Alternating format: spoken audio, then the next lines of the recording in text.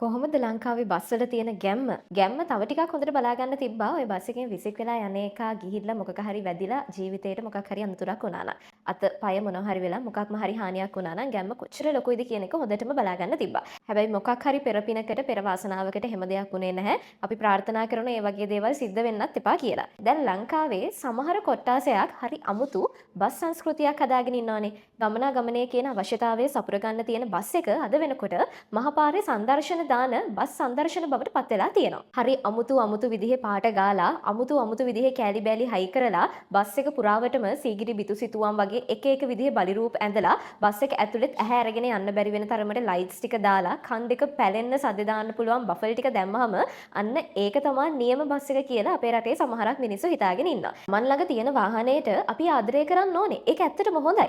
හැබැයි ලංකාවේ මිනිස්සු ඒ දේ කරන විදිහ හරිද කියන එක සම්බන්ධයෙන් යම්කිසි ගැටලුවක් තියෙනවා. මොකද තමන්ගේ බස් එකට තමන්ගේ ළඟ තියෙන වාහනයට තමන් ආදරෙයි ඒකට ආසයි ඒක ලස්සන කරනවා කියලා හරි අමුතු විකෘති දේවල් කරලා බස් ටික මොඩිෆයි කරනවානේ. ඊට පස්සේ මොකද කරන්නේ? බස් එක පාරේ යද්දී වෙනම වීඩියෝ ටීම් එකක් දාලා ෆොටෝ ෂූට් එකක් කරලා වීඩියෝ ෂූට් එකක් කරලා හරි ලස්සනට අප්ලෝඩ් කරනවා. හැබැයි ওই දේවල් සිද්ධ වෙන අතරතුර ওই බස් එකේ යන කට්ටියට ඒක කොච්චර ලොකු වදයක්ද? ওই බස් ටික මේ විදිහට පාරට දාලා බස් සංදර්ශන ටික තියන්න ගත්තට පස්සේ පාරේ යන්නේන අනිත් අයට ඒක කොච්චර වදයක්ද? ඒ අවට ඉන්න මිනිස්සුන්ට ඒක කොච්චර වදයක්ද? බස් එකේ හෝන් එකේ සද්ද වෙනස් කරාට පස්සේ ඒක අනිත් මිනිස්සුන්ට කොච්චරනම් පීඩාකාරී දෙයක්ද කියන එක ගැන හිතන්න මේ අයට අමතක වෙලා තියෙනවා. එක පිරිසක් ඉන්නවා සෝෂල් මීඩියා ඇතුලේ මෙන්න මේ දේවල් ටික සෑහෙන්න වෛරල් කරනවා. අර පැංචි අද මෙහෙ සංචාරයේ ගියා, මේ පැංචි අද අරහෙ යනවා, මේ කිරිලි අද මෙහෙ, අර කිරිලි අද අරහෙ. ඔන්න ඔය විදිහට කිය හරි අමුතු විදිහට අර විකෘති වෙච්ච සංස්කෘතිය උඩට ගන්න මේ මිනිස්සු දඟලනවා. බස් හිමිකරුවෝ සෝෂල් මීඩියා පාවිච්චි කරලා එයාලට විනෝද චාරිකාවලට එන හයර ටික වැඩි කරගන්න එක හොඳයි.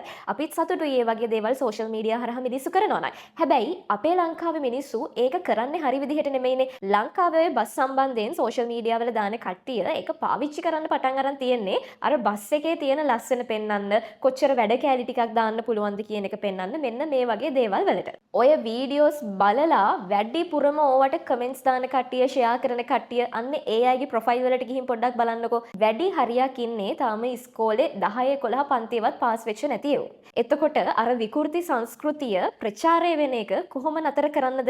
ඒක නවත්තන්න ඕනේ මහ මිනිස්සු අතින්ම තමයි.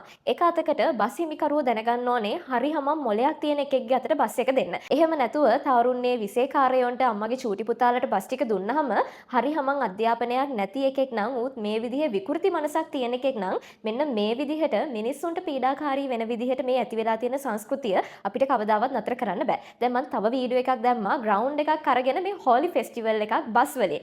පොලිසියනුත් අවසරය දීලා තියෙනවලු. හැබැයි එයාලගේ ෆෙස්ටිවල් එක ඉවර වෙද්දී අර ග්‍රවුන්ඩ් එක ලස්සනට තිබ්බ ග්‍රවුන්ඩ් එක සම්පූර්ණයෙන්ම වෙනස් වෙලා. පොලිසියෙන් අවසරය දීලා තියෙනවා කියලා කියන්නේ අදාළ වීඩියෝ එක පබ්ලිෂ් කරලා තියෙන කෙනා. ඒකේ ඇත්ත නැත්ත අපි දන්නේ නැහැ. හැබැයි ඇත්තටම මේ විදිහට තියෙන පොදු දේපලක් විනාශ කරන්න පොලිසියෙන් අවසර දෙනවද? ග්‍රවුන්ඩ් එකේ තියෙන තනකොළ ටික ඔක්කොම ගැලවිලා ගිහිල්ලා තැන් වල වලවල් හැරිලා මම දන්නේ නැහැ කොයි විදිහට ඒක එතකොට ඒ ග්‍රවුන්ඩ් එකේ සෙල්ලම් කරන්න එන අනිත් කට්ටිය බාර ගනීද කියලා. ඇත්තටම අපි අපේ ළඟ තියෙන වාහනයට ආදරය කරන්න ඕනේ. හැබැයි ඒක කරන විදිහක් තියෙනවා. බස් එකක් තියෙන්නේ ගමනාගමනය කියන අවශ්‍යතාවයේ සපුර ගන්න මිසක මහපාරේ සංදර්ශන දාලා වැඩ පෙන්වන්න නෙමෙයි. මේ දේවල් වලට නීතිය කොච්චර ක්‍රියාත්මක වුණත් වැඩක් නැහැ මිනිසුන්ගේ මනසවල් හැදෙන්නේ නැත්තම්. දැන් බලන්නකෝ මේ වීඩියෝ එකට එන කමෙන්ට්ස් ටික වැඩි හරියක් කමෙන්ට්ස් එන්නේ මට බැනලා. හැබැයි මේ වැඩිපුරම කමෙන්ට්ස් එන්නේත් අන්න අර මං කියපු විකෘති මනසක් තියෙන කට්ටියගෙන්ම තමයි. රටක් විදිහට දියුණු වෙන්න නම් මිනිස්සු විදිහට අපි ආස කරන්න ඕනේ වෙන රටවල් වල තියනවා වගේ දියුණු රටවල් වල තියනවා වගේ ලක්ෂරි බස් ටිකක් අපේ රටට ගේන්න.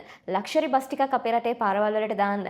හරි ලස්සන මිනිස්සුන්ට පහසුවෙන් නිදහසේ යන්න පුළුවන්. මිනිස්සුන්ගේ මනසට හානිදායක නොවන හොඳ සාමකාමී වටපිටාවක්, හොඳ සාමකාමී පරිසරයක් අපේ රටේ මේ පොදු ප්‍රවාහන සේවය ඇතුලේ හදන්න. එහෙම නැතුව මෙන්න මේ වගේ දේවල් සමාජගත කරලා මේ වගේ දේවල් තව කරපල් අපි හැමදාමත් මේ යුගයේම ඉමු කියන තැනට එන්න නෙමෙයි.